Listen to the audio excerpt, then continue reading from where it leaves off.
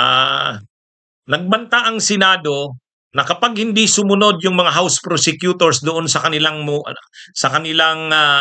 order, may nilabas kasing order ang Senado bilang bilang impeachment court. May mga hinihingi ang Senado sa Kamara, sa House prosecutors. Ngayon, ang banta ng Senado bilang impeachment court, kapag hindi sumunod ang mga House prosecutors sa kanilang order, isasite nila ito in contempt. Kaya ang comment natin dito, grabe na ang Senado kung tututuhanin ito ang banta na iko-contempt ang House prosecutors. Grabe naman, masyado naman na itong Senadong ito. Mga kabunyog, mga kababayan, itong Senate, itong Senado, itong impeachment court sa ilalim sa pamumuno ni Chis Escudero, akala mo kung sinong matapang. Ano? Pero kut sila kila Sara Duterte. Isasite daw in contempt yung mga House prosecutors kapag hindi sumunod doon sa order ng Senado. Ano ba yung order ng Senado? Ang order ng Senado, dapat daw i-declare ng 20th Congress na House of Representatives kung itutuloy pa nila ang pagsusulong ng impeachment. Kasi itong Congress ngayon, 19th Congress, yung 20th Congress, susunod na Kongreso yan after ng June 30. Pero ang tanong, paano naman makakasagot ang 20th Congress? Wala pa naman 20th Congress. Ito talagang mga senador na to. Ang sabi ng Senado, dapat magpaliwanag ang 20th Congress kung itutuloy nila ang impeachment. Kasi itong Kongreso ngayon, itong Kamara ngayon, House of Representatives ngayon, 19th Congress, pwede daw na yung susunod na Kongreso, yung House of Representatives, ay hindi na ito ituloy. Kaya kailangan yung Kamara, yung House of Representatives ng 20th Congress ay mag-declare kung itutuloy nila ang impeachment o hindi. Unang-una. O sinong magsasagot niyan? Yung kasalukuyang Kongreso. Di natural yung susunod na Kongreso. Kaya bakit naman nagbabanta ang Senado? Bakit nagbabanta ang Senado na hindi na isasite in contempt ang mga prosecutors kapag hindi sumunod? Grabe naman tong Senado na to. Ang yabang naman. Akala mo kung sino na. Akala mo kung sino na eh. Ito mga kabunyog yung balita niya Ayan Mga prosecutor na lalabag sa utos ng korte binalaan. Binalaan. Yan yung Attorney Tungol yata ito eh. Kung hindi ako nagkakamali, yung abogado na yan na nasa picture, yan ang Attorney Tungol. Yan ang spokesperson ng Senate ng impeachment court. Yan, si Attorney Tungol daw yan eh. Pinarinig ko yung interview sa kanya, ang sabi niya, may powers ang Senado bilang impeachment court na mag-cite in contempt kung hindi susunod sa orders nito. Okay, mayroon power na ganun ang impeachment court, pero gagamitin mo ba yan dito sa mga prosecutors? Ganun na ba sila abusado? Sobra naman itong Senado na ito. Kung isasite nila in contempt ang mga prosecutors. Nalilito na nga yung mga prosecutors eh. Sabi ng House prosecutors, nag-press con sila nung isang araw sa pangunguna ni Congresswoman Beatrix Luistro, sabi nila, hindi muna sila sasagot sa order ng Senado kasi mayroon silang mga gustong malinawan kasi magulo yung motion magulo yung order ng Senado eh. So gusto nila ng clarification. Yun ang sabi ng House. Ngayon, ang sabi ng Kongreso, hindi muna namin tatanggapin yung order ng Senado, yung pag-remand. Hindi muna namin tatanggapin yan kasi malabo eh, hindi sa amin malinaw ang mga nangyayari. Di ba? Ngayon, ang ganti naman ngayon ng Senado, pag hindi daw sumunod ang House prosecutors, isasite nila in contempt. So anong gusto nilang mangyari? Magbanggaan na ang Senado at ang Kamara? Constitutional crisis ang mangyayari niyan. Ha? Mga kabunyog, mga kababayan, masyado ng mayabang itong Senado eh. Akala mo naman yung yabang nila para sa bayan. Ay yung yabang nila para lang naman sa mga Duterte. Pinoprotektahan nila yung mga Duterte.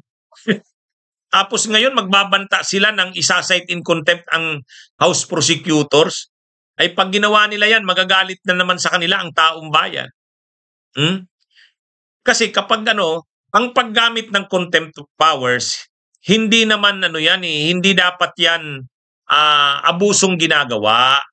Ang paggamit ng contempt powers ay maingat na ginagamit.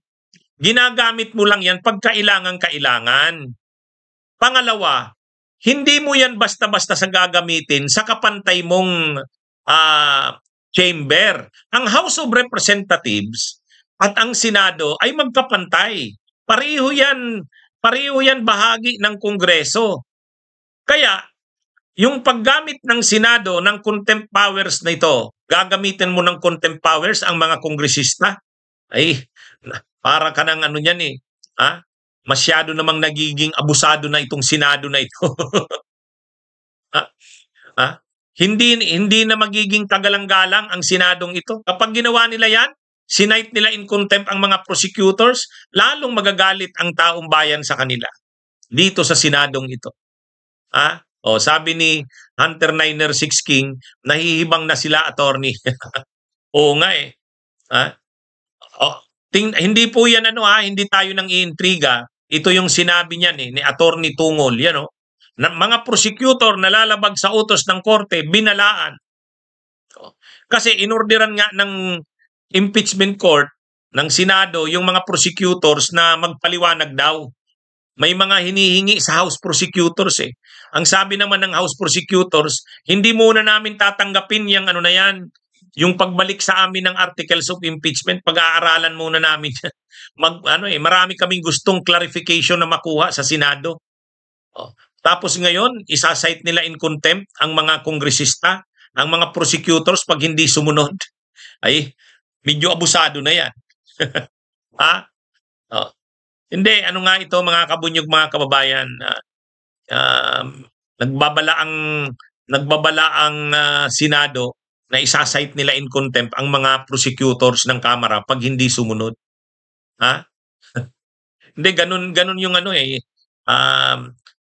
ganun yung sabi ng spokesperson ng Senado eh. Mayroon daw silang power of contempt.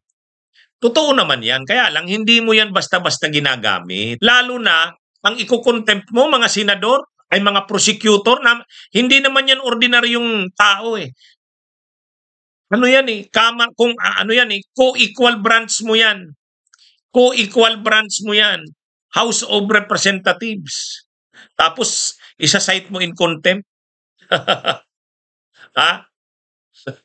Anyway, masyado nang nagiging abusado ang impeachment itong Senadong ito.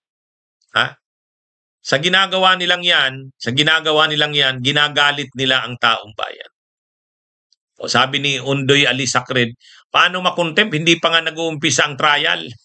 Oo nga eh. Masyado nang nagiging mayabang ang Senado. Nahihibang na. Sabi ni Sakuro 35. The worst Senate of the Philippines ever, sabi ni Joel Jamson. Anyway, mga kabunyog, mga kababayan, yun na nga yung natin na obserbahan dito eh. Parang naghahari-harian na itong mga senador na to. Itong Senadong ito, akala mo kung sila na yung hari. Ang daming ginagawa itong Senadong ito na hindi na tama. Tulad nito, babantaan mo ang mga prosecutors na isa-cite mo in contempt pag hindi sumunod. Unang-una, questionably nga yung order nila na i-remand sa House of Representatives. Pangalawa, ang hinihingi nila na yung 20th Congress daw ay mag-declare na itutuloy nito ang impeachment.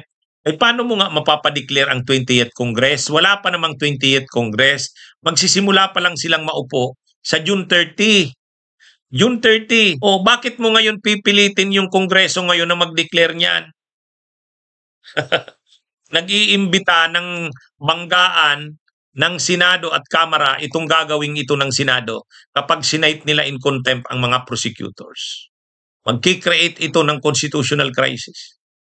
Ha? Anyway, ayan mga kabunyog, mga kababayan. Bunyog, bunyog, halikan na kasama ka. Bunyog, kapag buklod ay may pag-asa. Luzon, Visayas, Mindanao, isa ang pananaw.